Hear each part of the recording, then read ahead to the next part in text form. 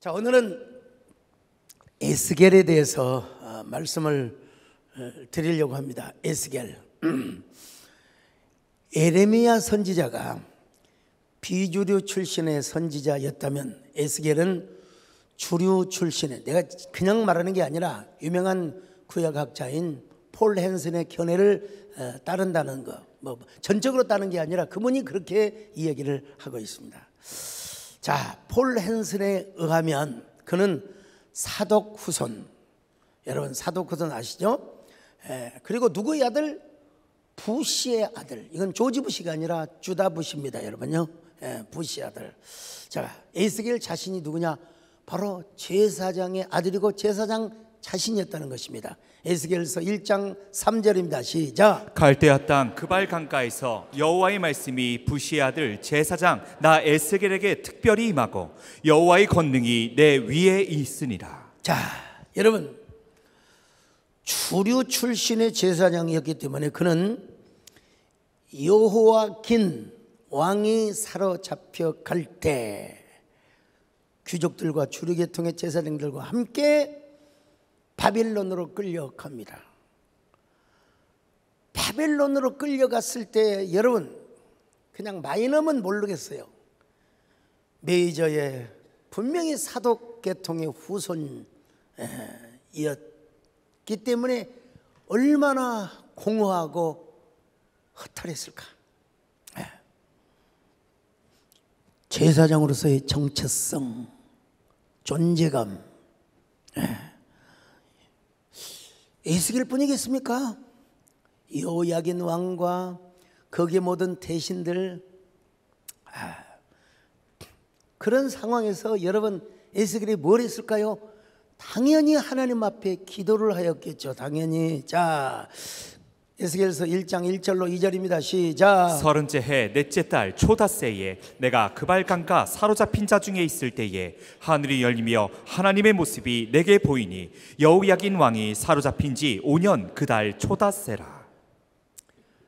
초닷새라. 여기서 30년째라고 하는 말은 무슨 말이냐? 그가 제사장으로 세워진 지 30년째라는 말이요. 제사장으로. 그러니까 이 절대로 젊은 나이가 아닙니다. 구약 민수기에 보면은 제사장의 수련, 인턴 과정이 바로 25살 때부터입니다. 25살 때.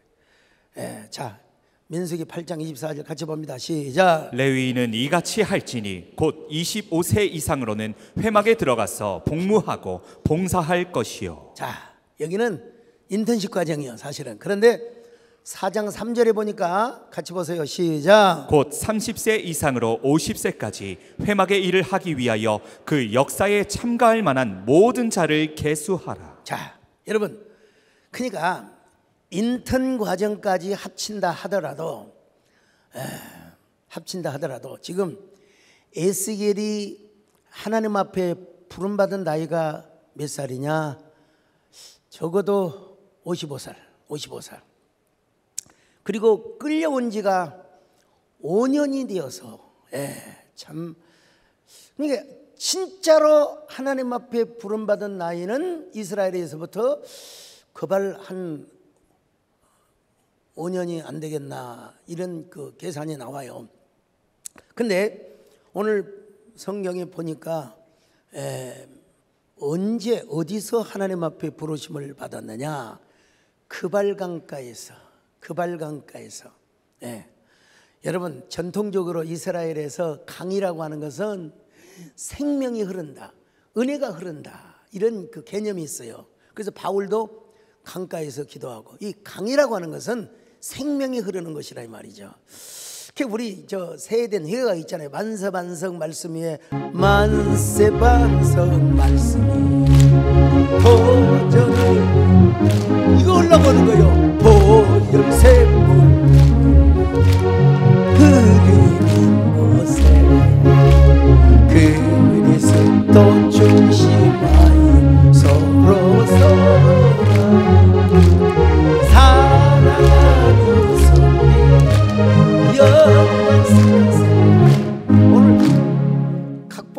그렇지만 저런 반주자를 주신 게 얼마나 감사한지 몰라요. 근데 다 반대했습니다. 저런 병둥이를 어디다 쓰려고. 내가 우리 권사님한테 그랬어요. 아니 권사님, 그런 병 하나도 하나님이 못 고쳐주겠습니까? 들어보더니 글씨 그러네. 그 이렇게 여러분 뭐 대기 없이 그냥 그대로 그냥 나오잖아요. 그대로 나오잖아요. 자, 어쨌든 그발강. 그래서 에스겔도 아마 물이 많이 흐르는 그발강가에서 이스라엘 백성들을 위하여 기도하고 있었을 것입니다. 이스라엘이 망하지 않고 잡혀온 동족들이 다시 고토로 돌아가도록 하게 하여 주여 예루살렘을 회복하여 주옵소서. 남왕국 유다를 회복하여 주옵소서. 우리 민족을 긍휼히 여겨 주시옵소서. 주님이 불쌍히 여겨 주시지 않으면 우리는 허수아비에 불과합니다. 앵무새에 불과합니다. 우리를 긍휼히 여겨 주시기를 바랍니다. 오늘 우리도 하나님께서 우리를 붙잡아 주셔야 됩니다. 우리를 긍휼히 여겨 주셔야 됩니다. 여러분, 그렇지 않으면 우리는 앵무새요. 주여 나를 불쌍히 여겨 주소서. 주여 나를 긍휼히 여겨 주소서. 주님이 붙잡아 주시지 않으면 나는 허수아비. 주님이 돌보아 주시지 않으면 나는 내 모습. 주님이 내 심령을 붙잡아 주셔야 합니다. 주님이 내 안에 오셔서 생명의 빛이 되어 주시고 소망의 등불이 되어 주소서. 이렇게 기도하는 중에 하나님께서 에스겔의 눈을 열어 주셨습니다. 주여 오늘 이 밤도 우리에게 거룩한 눈이 열리게 하여 주옵소서. 주여 하나님 나라의 거룩한 모습을 보게 하여 주옵소서. 하나님의 통치의 행위를 우리가 눈으로 보게 하여 주옵소서. 여러분, 에스겔이 봤던 환상은 네 생물에 대한 환상이었습니다. 에스겔서 1장 4절로 6절입니다. 시작. 내가 보니 북쪽에서부터 폭풍과 큰 구름이 오는데 그 속에서 불이 번쩍번쩍하여 빛이 그 사방에 비치며 그 불 가운데 단 쇠 같은 것이 나타나 보이고 그 속에서 내 생물의 형상이 나타나는데 그들의 모양이 이러하니 그들에게 사람의 형상이 있더라. 그들에게 각각 내 얼굴과 내 날개가 있고. 북쪽에서 막 큰 바람이 막 그냥 폭풍이 불어오고 막 구름이 막 뭉게뭉게가 아니라 구름이 불어오는데 그 속에서 여러분 막 번쩍번쩍하는 막 그냥 빛이 사방에 비쳤습니다. 그리고 그 풀이에 담궈지는 거예요. 옛날 성냥간 아세요? 예? 그 난 만들고 막 그럴 때마다요 불을 막 그냥 불에다 달고 가고 막 쇠 같은 것이 막 있는데 그 속에서 내 생물의 현상이 나타났어요. 자, 그 생물의 현상은 이쪽에서 보니까 사람의 형상이고 또 한쪽에서 보니까 사자의 얼굴이고 한쪽에서 보니까 소의 얼굴이며 또 한쪽에서 보니까 독수리의 형상이었다. 참 기가 막혀. 자, 10절로 11절 시작. 그 얼굴들의 모양은 넷의 앞은 사람의 얼굴이요 넷의 오른쪽은 사자의 얼굴이요 넷의 왼쪽은 소의 얼굴이요 넷의 뒤는 독수리의 얼굴이니 그 얼굴은 그러하며 그 날개는 드러펴서 각기 둘씩 서로 연하였고 또 둘은 몸을 가렸으며. 단적으로 말해서 이 네 생물의 형상은 하나님을 받드는 천사의 모습입니다. 천사예요. 천사의 존재. 근데 맨 먼저 보이는 게 사람, 만물의 영장이니까 사람의 얼굴이었어. 사람의 모양과 같은. 그냥 넘어갈 수도 있는데 옛날 광주 서동에서 우리 정원사님 막 은사 집회를 하실 때 은사 집회를 하는데 온 몸에서 이글이글 타오르는 불이야. 불. 나는 그 이유는 그때 하나님께서 내 눈을 열어가지고 그 노래인 것 같아요. 아무튼 은혜 구한 내게 은혜의 주님 은사 구한 내게 아니 이제 생각이 나요. 착착 하는데 막 불이 나오는데 참 막 얼굴까지도 막 여러분 옛날 그 불난 집이 대보름달에 막 불집 있잖아요. 불이 타오는 거죠. 불이 확 나오는데 연기는 하나도 없어요. 야 주여 나에게도 저런 능력을 주셔 은혜를 주옵소서. 그러니까 여러분 우리 권사님은 공평한다고 저 있는 쪽으로 막 콱콱 하더니 이쪽으로 가는 거예요. 근데 이쪽으로 가지만 거반 한 70% 80%가 돌아서 다는데 와가지고 내가 그냥 얼마나 하나님 앞에 기도하고 회개했는지 몰라요. 그런 분이 저한테 지금 뭐라고 하냐. 120세까지 사서 120세까지 사서 그걸 내가 어떻게 장담합니까? 하나님이 하셔야지. 그 다음으로 이제 사자 형상이요. 여러분 사자 호랑이가 왜 안 나옵니까? 그게 중동 지역에 저 근동 지역에는 호랑이가 없어요. 사자밖에 없어요. 사자.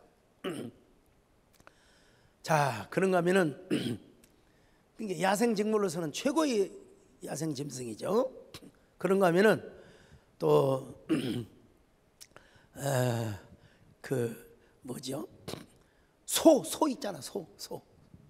소는 짐승으로서 가장 충직하고 충성스러워. 그래서 국가적인 번제를 드릴 때에는 소를 드렸어요. 하나님 앞에 소를 드렸어요.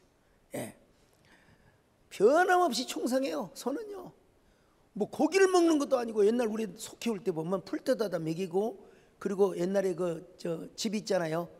그걸 작두에다 쌀라가지고 끓여서 먹이면 그거 먹고 그렇게 살았죠. 예. 그리고 봄에 새끼 나요. 그리고 한 두 달 키우다가 새끼를 팔아먹으면 매매고 또 와요. 그리고 충성스러워요. 자, 그런가 하면 독수리도 하늘의 제왕입니다. 여러분 하늘의 제왕.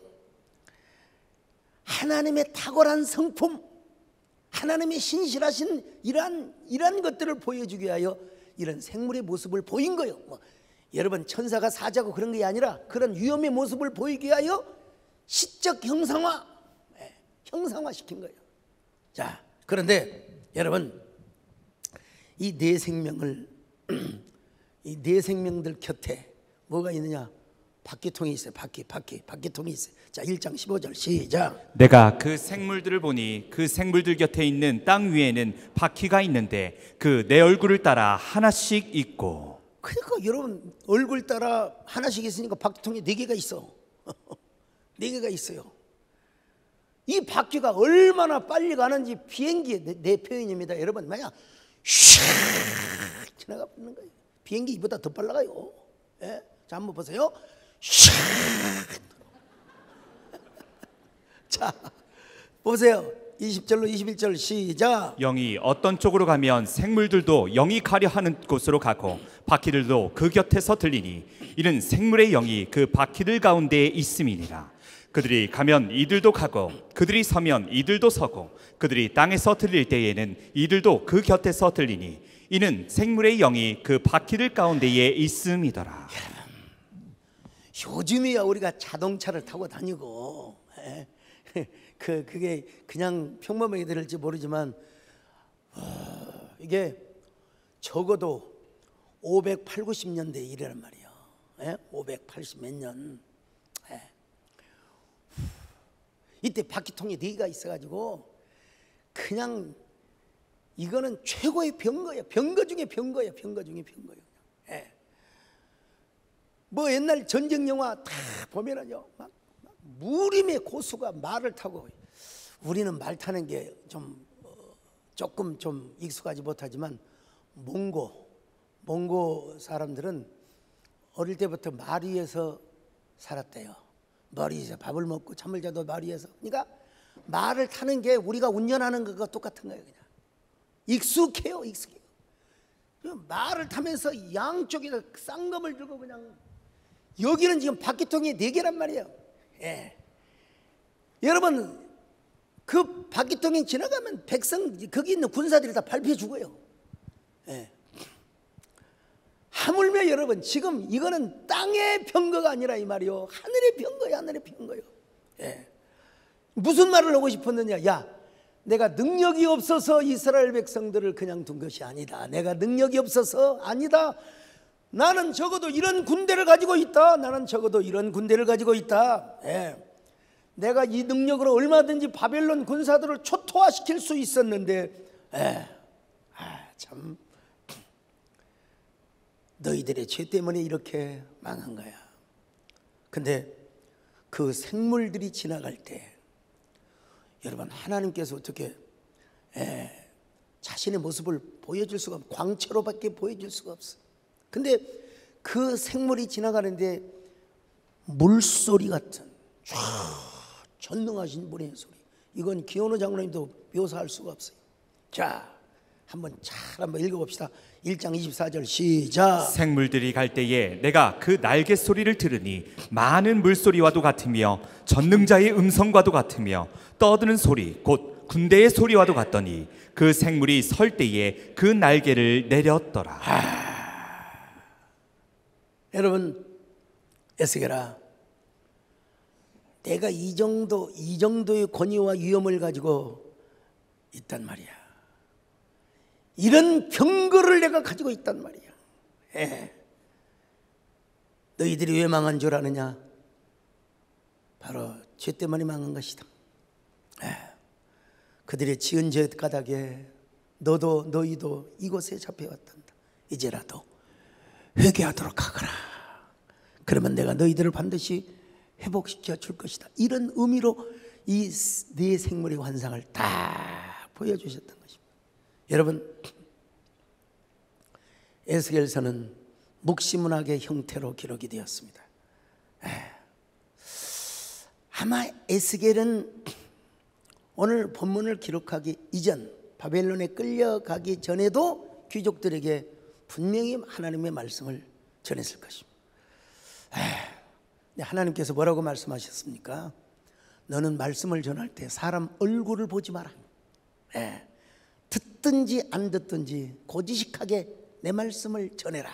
자, 에스겔서 2장 7절입니다. 시작. 그들은 심히 패역한 자라. 그들이 듣든지 아니 듣든지 너는 내 말로 고할지어다. 자, 그래서 고지식하게 말씀을 전했습니다. 어떻게요?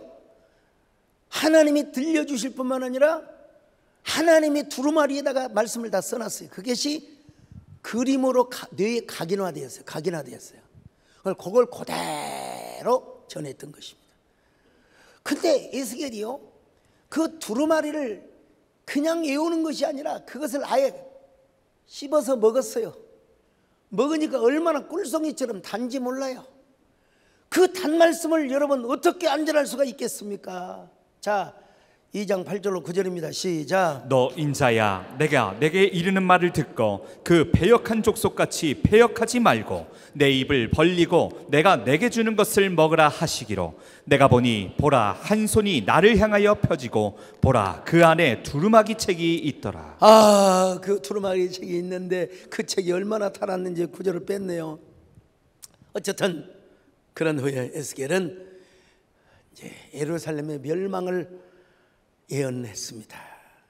자, 에스겔서 4장 1절로 4절 같이 봅니다. 시작. 너 인자야, 토판을 가져다가 그것을 내 앞에 놓고 한 성읍 곧 예루살렘을 그 위에 그리고 그 성읍을 에워싸되 그것을 향하여 사다리를 세우고 그것을 향하여 흙으로 언덕을 쌓고 그것을 향하여 진을 치고 그것을 향하여 공성태를 둘러 세우고 또 철판을 가져다가 너와 성읍 사이에 두어 철벽을 삼고 성을 포위하는 것처럼 에워싸라. 이것이 이스라엘 족속에게 징조가 되리라. 너는 또 왼쪽으로 누워 이스라엘 족속의 죄악을 짊어지되 내가 눕는 날수대로 그 죄악을 담당할지니라. 말로만 그렇게 예루살렘의 멸망을 외치는 게 아니라 자기의 행위를 통하여 막 두루루 돌면서 북쪽으로 누워가지고 우리 하나님 너무나 좀 구체적이세요. 에레미야는 비주류 때문이었다고 한번 쳐봅시다. 그러나 에스겔은 완전히 메이저 리그에 있는 사람이에요. 주류 중에서도 주류입니다. 그러니까 여호야긴 왕이 끌려갔을 때 에스겔도 함께 끌려갔어요. 주류에 선 사람이 주류의 사람들에게 이런 말씀을 전하는 것은 쉬운 말씀이 아닙니다. 그렇게 힘이 들었지만 에스겔은 곧이곧대로 하나님의 말씀을 전했습니다. 그는 그렇게 메시지를 전하면서도 마음속으로는 기도했을 겁니다. 주여, 우리를 불쌍히 여겨 주옵소서. 주여, 우리의 죄를 긍휼히 여겨 주옵소서. 하나님, 주님이 우리를 붙들어 주시기를 바랍니다. 주여, 우리의 죄를 용서하여 주소서. 지난 날의 잘못을 사하여 주옵소서. 주여, 우리의 죄를 용서하여 주소서. 지난 날의 잘못을 사하여 주옵소서.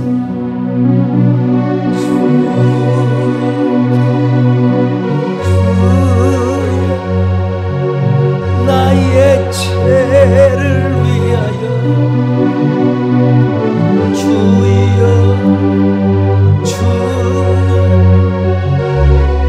십자가를 지시네. 주님 것이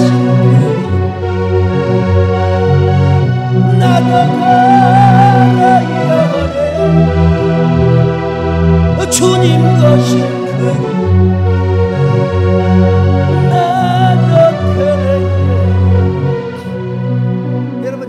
기도하고 있는데, 여러분 기도하시기를 바랍니다. 여러분 가정을 위해 기도하시기를 바랍니다. 교회를 위하여 기도하시기를 바랍니다. 어떤 분이 연락이 와서, 목사님, 우리 한국 기독교 140주년이 의미가 어디에 있느냐고. 여러분, 우리 한국교회 140년째 생일을 맞는 거예요. 제가 언제 따로 글도 좀 쓰겠습니다만은 140년이 됐습니다. 올해 기독교 선교를 맞은 지가. 그래서 그냥 넘어갈 수 없어서 제가 상임대회장 위원장을 맡게 된 거예요. 여러분 그리 아시고 여러분 함께 기도하시고 동참해 주시길 바라겠습니다. 저는 그렇게 포로로 잡혀온 지 6째 해에 하나님이 예루살렘의 성전의 모습을 보여주었습니다. 참 뜨거운 장면인데요. 자, 에스겔서 8장 1절입니다. 시작. 6째 해 6째 달 초닷새에 나는 집에 앉았고 유다의 장로들은 내 앞에 앉아 있는데 주 여호와의 권능이 거기에서 내게 내리기로. 내려서 이제 뭘 보여주셨느냐. 14절로 16절 시작. 그가 또 나를 데리고 여호와의 전으로 들어가는 북문에 이르시기로 보니 거기에 여인들이 앉아 단무스를 위하여 애곡하더라. 그가 또 내게 이르시되 인자야, 내가 그것을 보았느냐. 너는 또 이보다 더 큰 가증한 일을 보리라 하시더라. 그가 또 나를 데리고 여호와의 성전 안뜰에 들어가시니라. 보라, 여호와의 성전 문 곧 현관과 제단 사이에서 약 25명이 여호와의 성전을 등지고 낯을 동쪽으로 향하여 동쪽 태양에게 예배하더라. 두 가지 포인트입니다. 하나는 여인들은 저 나시렌의 방에서 뭐고 자빠졌느냐. 단무스를 위하여 애곡을 하고 있다 이 말이에요. 단무스요, 단무스요. 그리고 남자 지도자 25명은 뭐냐? 성전을 등으로 하고 동쪽 태양 신상을 만들어 놓고 태양을 섬기고 있는 거예요. 태양신을 섬기고 있는 거예요. 이런 세상에. 요즘 누구한테 들었어요? 기도해도 해도 안 되니까 사주를 보고 점을 친다고. 안 되니까. 이 똑같은 거예요. 똑같은 거예요. 점잘못 치다가 여러분 얼마나 사단이 납니까? 얼마나. 여러분은 하나님만을 바라보시기를 바랍니다. 주님을 의지하시기를 바랍니다. 뭐 어려움이 있으면 받아들이는 거예요. 그리고 하나님 고난 뒤에 있는 축복을 왜 나만 겪는 고난이냐고 한번 합시다, 여러분요. 왜 나만 겪는 고난이냐, 불평하지 마세요. 고난의 뒤편에 있는 주님이 주실 축복 미리 보면서 감사하세요. 너무 견디기 힘든 지금 이 순간에 주님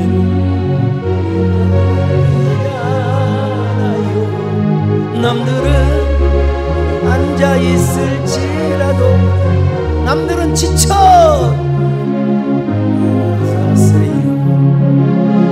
힘을 내세요. 주님이 손잡고 계시잖아요. 주님이 나와 함께함을 믿는다면 어떤 역경도. 여러분, 에스겔이 하나님 앞에 할 말이 없어요. 할 말을 잃어버렸어요. 원래 이스라엘이 피투성이 같은 존재였거든요. 근데 피투성이 같은 존재를 하나님이 살려주셨어요. 이 말은 애굽에서 그들을 건져주셨다는 의미입니다. 자, 에스겔서 16장 6절입니다. 시작. 내가 내 곁으로 지날 때에 내가 피투성이가 되어 발짓하는 것을 보고 내게 이르기를 너는 피투성이라도 살아있으라. 다시 이르기를 너는 피투성이라도 살아있으라 하고. 여러분, 이걸 현재적 적용은 할 수 있겠지만 이런 문맥의 흐름은 알아야 돼. 예. 여러분, 그 이스라엘에서 뭐 종노릇을 하고 얼마나 식민 지배도 아니야. 완전히 노예죠, 노예. 노예살이를 했던 이스라엘 백성들. 예. 그 모습이 바로 피투성이었어, 피투성이었어. 그런데 하나님께서 이 피투성 같은 존재를 들의 풀처럼 자라게 하신 거예요. 들의 풀처럼 말.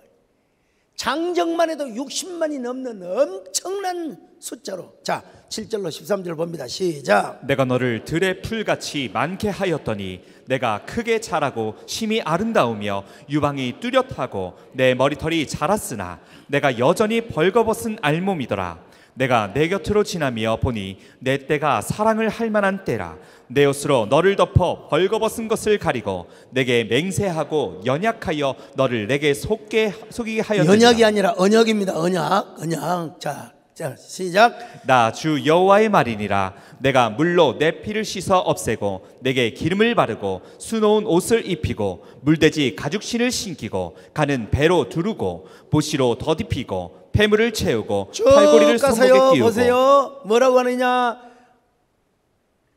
가는 배와 모시와 수놓은 것을 입으며 또 고운 밀가루와 굴과 기름을 먹음으로 극히 곱고 형통하여 왕후의 지위에 올랐느니라. 이게 완전히 은유적 서사입니다.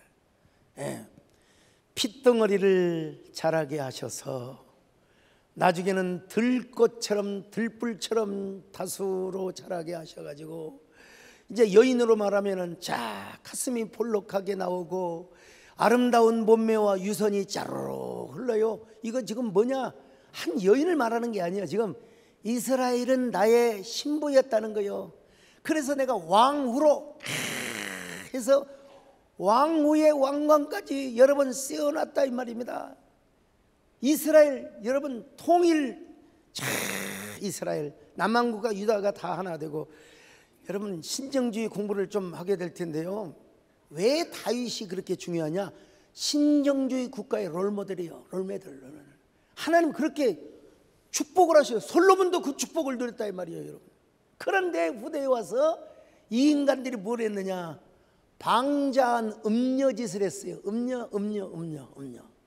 하나님 보시기에 뭐냐? 창기들이 되었다 이 말이에요. 창기들이. 자, 에스겔서 16장 30절로 31절 시작. 주 여호와의 말씀이니라. 내가 이 모든 일을 행하니 이는 방자한 음녀의 행위라. 내 마음이 어찌 그리 약한지 내가 누각을 모든 길 어귀에 건축하며 높은 데를 모든 거리에 쌓고도 값을 싫어하니 창기 같지도 아니하도다. 여러분, 저 산꼭대기에다가 하나님을 위한 구국제단이 아니요, 저 바알과 아세라, 모압의 금오스 신할 것 없이 이방 신상, 이집트의 뭐 태양 신할 것 없이 다 신상을 만들어 놓고 거기서 막 우리 하나님은 응답하지 않으시고 좌로도 가도 우로도 가도 보이지 않는구나. 아, 우리 하나님 응답하지 않으니까 내가 이방신에게 제사 드려야 되겠구나. 여러분, 이게 무슨 짓이냐? 하나님 보시기에 뭐예요? 창녀짓을 한다는 거예요. 창기짓을 한다는 겁니다. 여러분, 우리 하나님이 거기에 맞는 상응한 대가를 딱 지불하게 하셨는데 예루살렘이 망하고 여호와의 영광이 성전에서 떠났어요.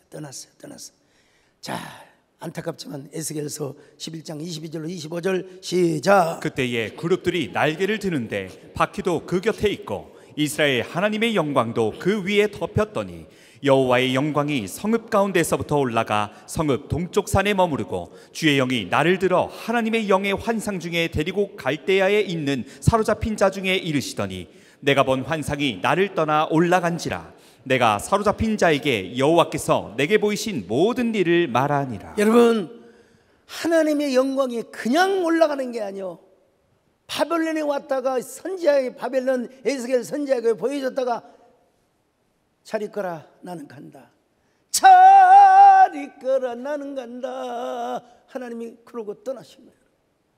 자, 얼마나 여러분, 우리 하나님이 우리와 함께 하신다는 사실에 여러분 감동하시기를 바랍니다. 하나님이 여러분과 동행하신다는 사실에 여러분 기뻐하시기를 바랍니다. 이보다 더 큰 축복이 어디가 있습니까? 이보다 더 큰 영광이 어디가 있습니까? 근데요, 꼭 이상하게 드라마에도 그렇게 나타납니다. 꼭 이상하게 이때 누가 나타나느냐? 거짓 선지자가 나타나요. 거짓 선지자. 자, 13장 6절 같이 봅니다. 시작. 여호와께서 말씀하셨다고 하는 자들이 허탄한 것과 거짓된 전개를 보며 사람들에게 그 말이 확실히 이루어지기를 바라게 하거니와 그들은 여호와가 보낸 자가 아니라. 여호와가 보낸 자가 아니라 이 말입니다, 여러분요. 예. 그 거짓 선지자들이 와가지고 이스라엘 쪽에서는 망하지 않는다, 예루살렘은 절대로 망하지 않는다. 그러고 나면서 온갖 추설 행위를 다 하고, 또 바벨론에 잡혀온 사람들 중에도 거짓 선지자가 나타나가지고 곧 고토로 돌아간다. 아이, 여러분, 그러니까 누구 말을 믿어야 될지 헷갈려요. 예. 이때 에스겔은 뭐라고 말합니까? 어느 누구도 이방신과 행모라고 이방신과 간음을 한 사람은 멸망, 하나님의 심판을 절대로 피해갈 수가 없다.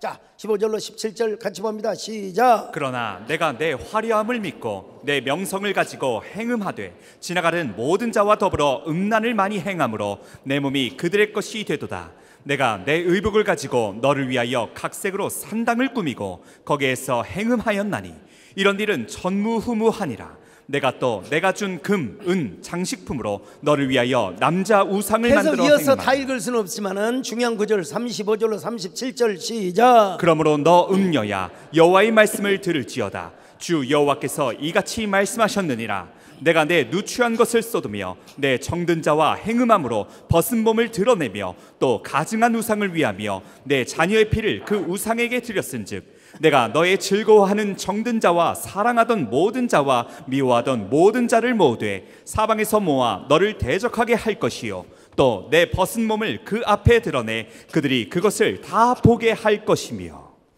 여러분, 남자도 그렇지만 여자는 자신의 속옷을 보이는 거, 자신의 속살을 보이는 게 이게 수치입니다. 수치. 이 거짓 선지자들은 다 죽임을 당합니다. 예루살렘은 처절하게 파괴를 당하죠. 그리고 진짜 인상을 찌푸리지 않을 수가 없는 것은 유다의 마지막 왕 시드기야 왕은 두 눈이 뽑힌 채 어떻게 뽑혔을까? 분명히 칼로 뽑았겠죠. 근데 우리 이재원 목사님 그 염증을 어떻게 막았을까요 도대체? 와, 팔 뒤꿈치기만 다쳐도 고생을. 두 눈을 뺐다니까 칼로요. 내가 이야 참 이 소식을 들은 에스겔은 낯 뜨거운 얼굴로 아마 이런 단식의 노래를 부르고도 남았을 겁니다. 어떻게 살긴 살았어야만은. 아 가엾다 우리 동정 어떻게 살라고 그 슬픈 벌레 소리에 말없이 눈물 져요. 가사도 잘 바꿔먹어요. 근데 이렇게 서글픈 상황 속에서 에스겔은 눈물만 흘리는 것이 아니라 세상에 희망을 포기하지 않습니다. 야 멋져보라. 우리 하나님은 어떤 하나님이냐? 언약의 하나님이시라는 겁니다. 할렐루야. 약속의 하나님이야. 약속의 하나님. 에스겔서 16장 59절로 62절 같이 봅니다. 시작. 나 주 여호와가 이같이 말하노라. 내가 맹세를 멸시하여 언약을 배반하였은즉 내가 내 행한 대로 내게 행하리라. 그러나 내가 너의 어렸을 때에 너와 세운 언약을 기억하고 너와 영원한 언약을 세우리라. 내가 내 형과 아우를 첩대할 때에 내 행위를 기억하고 부끄러워할 것이라. 내가 그들을 내게 딸로 주려니와 내 언약으로 말미암음이 아니니라. 자, 그뿐입니까 여러분요? 예, 희망과 회복의 약속을 주셨습니다. 그래서 여러분 백성들에게 희망과 회복의 메시지를 전합니다. 22절로 24절 시작. 주 여호와께서 이같이 말씀하시되 내가 백향목 꼭대기에서 높은 가지를 꺾어다가 심으리라.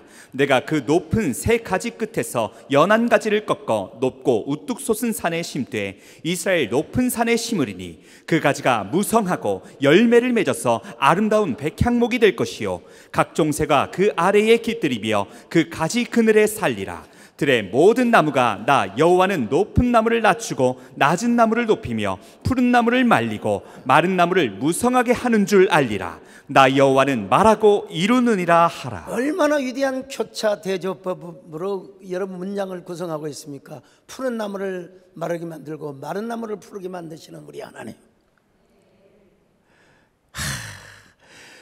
없는 자를 있게 하시고 또 여러분 역설적으로 있는 자를 더 있게 하시는 하나님, 있는 자에게 빼앗아 주시는 우리 하나님을 믿습니다. 참. 그래서 우리 하나님께서요 이스라엘의 첫 열매를 아름답게 향기롭게 받으신대요. 에스겔서 20장 40절로 41절 봅니다. 시작. 주 여호와의 말씀이니라. 이스라엘 온 족속이 그 땅에 있어서 내 거룩한 산 곧 이스라엘의 높은 산에서 다 나를 섬기리니 거기에서 내가 그들을 기쁘게 받을지라. 거기에서 너의 예물과 너희가 드리는 첫 열매와 너희 모든 성물을 요구하리라. 내가 너희를 인도하여 여러 나라 가운데에서 나오게 하고 너희가 흩어진 여러 민족 가운데에서 모아 낼 때에 내가 너희를 향기로 받고 내가 또 너희로 말미암아 내 거룩함을 여러 나라의 목전에서 나타낼 것이며. 자, 여러분 이거는 이스라엘의 한 역사적인 차원도 전혀 무시할 수 없지만 이건 구원사적인 차원에서 이제 이스라엘이 복음의 첫 열매가 되고 향기가 되고, 그래서 여러분 유다 족속의 자손을 통하여 예수 그리스도라는 분이 나오지 않습니까? 제2의 데이비드가 나오죠. 그래서 우리 하나님께서 반드시 이스라엘을 회복시켜 주시는데 어떻게 회복시켜 주시느냐 드릴 말씀이 많지만 시간이 제한을 받아서, 자, 먼저 하나님이 이스라엘 백성들에게 새 마음과 새 영을 허락해 주신다는 것. 새 마음과 새 영. 자, 에스겔서 36장 26절로 27절 시작. 또 새 영을 너희 속에 두고 새 마음을 너희에게 주되 너희 육신에서 굳은 마음을 제거하고 부드러운 마음을 줄 것이며 또 내 영을 너희 속에 두어 너희로 내 율례를 행하게 하리니 너희가 내 규례를 지켜 행할지라. 여러분, 이 한 구절, 또 에레미야 31장에도 있죠. 이 한 구절 가지고 일주일 동안 무주 리조트에서 여러분 3박 4일 동안 패배에 이르기까지 이 구절만 가지고 제가 설교를 한 적이 있어요. 기억나시죠? 예.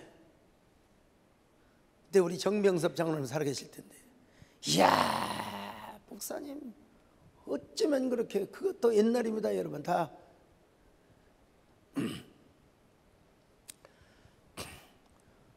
이스라엘 백성들은 아무리 율법을 지키려고 해도 안 돼요. 이상하게 우상을 섬기고 이상하게 음란하게 되고. 그래서 우리 하나님께서 아예 이제는 그 법을 지킬 수 있는 새 마음과 새 영을 주시겠다는 것입니다. 이걸 사도 바울이 뭐라고 표현합니까? 생명의 성령의 법이라. 자, 로마서 8장 1절로 2절 시작. 그러므로 이제 그리스도 예수 안에 있는 자에게는 결코 정죄함이 없나니 이는 그리스도 예수 안에 있는 생명의 성령의 법이 죄와 사망의 법에서 너를 해방하였음이라. 내가 읽는다면, 그러므로 이제 예수 그리스도 안에 있는 자에게는 결코 정죄함이 없나니. 근데 그렇게 할 수는 없겠죠, 우리 목사님. 여러분, 생명의 성령의 법은 뭐냐? 생명의 법인데 뭐요? 성령이 지키게 해주는 거예요. 성령께서 우리에게 감동, 성령이 우리에게 감동하는데 그것마저도 박차버린다면 그건 성령 해방하는 거예요. 여러분, 성령의 뜻에 순종하시기를 바랍니다. 성령의 감동에 여러분 언제나. 그래서 성령의 법은 뭐냐? 뭘 선택하게 하느냐? 생명나무를 선택하게 하시는 거예요. 여러분 모두 생명나무를 선택하시기를 축원합니다. 아멘. 나의 새 당신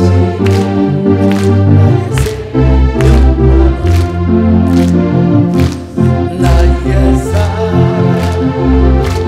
나의 소망 되시면서 당신 나의 삶 할렐루야 에덴 산중에 생명과 신뢰 지켜 푸른 가득한 생명나무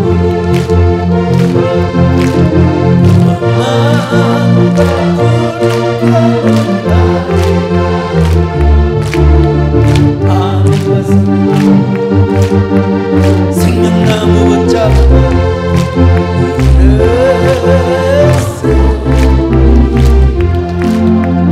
새 마음과 새 영을 허락하여 주셔서 저들을 일어나게 하신다. 할렐루야.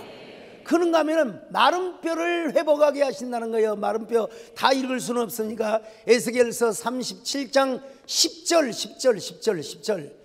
난 뒤를 줄 알았어. 시작. 그들에게 들어가매 그들이 곧 살아나서 일어나 서는데 극히 큰 군대더라. 여러분, 마른 뼈가 그냥 빨딱 그냥 아니 어떻게 마른 뼈에 무슨 이런 뭐 힘줄이 돋고 살이 돋고 뭐 그러고 막 군대가 일어나는 놀라운 역사, 놀라운 축복. 하나님은 그렇게 역사하시는 하나님이십니다. 이스라엘을 그렇게 돌아오게 하셨습니다. 여러분, 예수 그리스도를 통하여 온 세계에 복음을 전하도록 하셨습니다. 아이고, 참 위대한 역사요. 그런가 하면은 두 막대기가 하나 되는 것처럼 여러분 회복을 하게 하셨다고 했습니다. 여러분, 그냥 지나갑니다. 근데 더 중요한 건 뭐냐? 예루살렘의 성전이 회복되는 환상을 바라보게 됩니다. 이게요, 쭉 보면 어떻게 제사가 이루어지고 제사장이 세워지고 어떻게 하나님의 성전이 동쪽 문으로 이루어져서 성전이 다 세워지는가가 전부 다 소개되어 있습니다. 그 다 읽을 수는 없어요. 근데 중요한 건 뭐냐? 그 성전 동문에서 물이 나오는데 그 물이 샘물이 나중에 보니까 또랑이 되고 강이 되고 큰 강을 이루었다고 말씀하고 있습니다. 네, 이거 다 읽을 수는 없고, 자, 어디 봅시다. 에스겔서 47장 12절 한번 보십니다. 12절 시작. 강 좌우가에는 각종 먹을 과실 나무가 자라서 그 잎이 시들지 아니하며 열매가 끊이지 아니하고 달마다 새 열매를 맺으리니 그 물이 성소를 통하여 나옴이라. 그 열매를 먹을만하고 그 잎사귀는 약 재료가 되리라. 이거 여러분 예수 그리스도의 복음의 그 뭐라고 그럴까요? 이 복음의 팩트를 은유적으로 미리서 예언적으로 서사해 주는 거예요. 예. 뭐 예루살렘 성전이 여러분 스룹바벨을 통해서 세워져 좀 거기서 강물이 나옵니까? 그렇진 않았잖아요. 이거는 예수 그리스도가 갈보리에서 십자가에 죽으심으로써 말씀과 성령을 통하여 우리에게 복음의 강물이 흐르게 하시고 할렐루야. 은혜의 강물이 흐르게 하시고 많은 영혼들이 구원을 받게 될 것이라는 겁니다. 근데 그 중에서 가장 중요한 말씀 하나 딱 뽑으라면 마지막 구절입니다. 에스겔서 48장 35절입니다. 시작. 그 사방의 합계는 18,000척이라. 그날 후로는 그 성읍의 이름을 여호와 삼마라 하리라.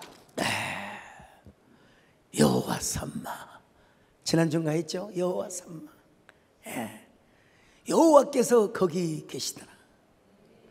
하나님이 오늘 여기 가운데 계심을 믿습니다. 우리 하나님이 여러분의 삶 속에 거하시기를 바랍니다. 우리에게 있어서 가장 중요한 게 뭐냐? 하나님이 우리와 함께 하신다. 하나님께서 우리와 함께 하실 때 우리는 드디어 희망을 가질 수 있습니다. 용기를 가질 수 있습니다. 언제나 하나님과 동행하는 여러분 되시기를 축원합니다. 우리 하나님, 우리를 불쌍히 여겨 주옵소서. 우리를 긍휼히 여겨 주옵소서.